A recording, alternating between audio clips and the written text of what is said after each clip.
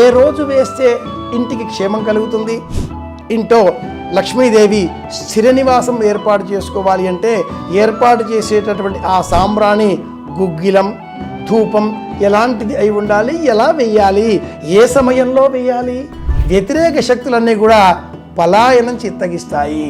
ధూపాన్ని శుక్రవారం సాయంత్రం వేళ తప్పకుండా వేద్దాం.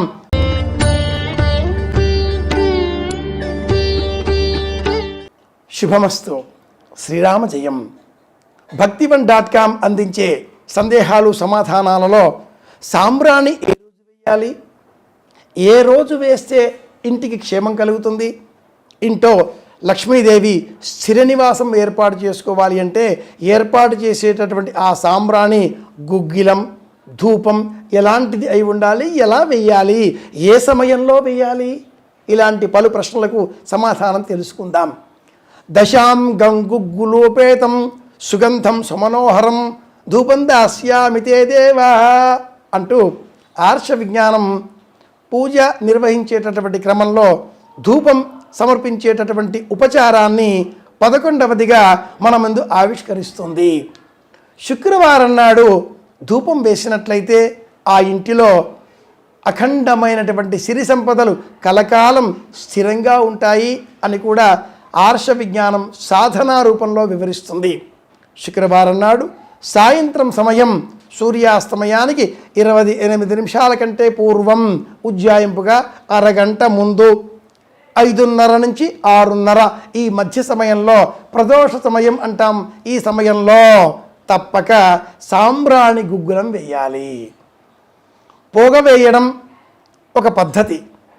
కొబ్బరి మట్టలను సేకరించి వాటిని వెలిగించి ఆ వచ్చే పొగలో సాంబ్రాణి చూర్ణాన్ని కాసింత సేకరించి వేయడం ఒక పద్ధతి కాగా, చక్కగా నల్లని బొగ్గులను సేకరించి ఆ బొగ్గులను స్టవ్ పైన పెట్టి కానీ దీపం వెలిగించి కానీ కణకణ మండేటటువంటి నిప్పు కణికలుగా మార్చి ఆ నిప్పు కణికల పైన సాంబ్రాణి పొడిని విరజిమ్మడం ద్వారా వెదజల్లడం ద్వారా ధూపములను సృష్టించవచ్చు.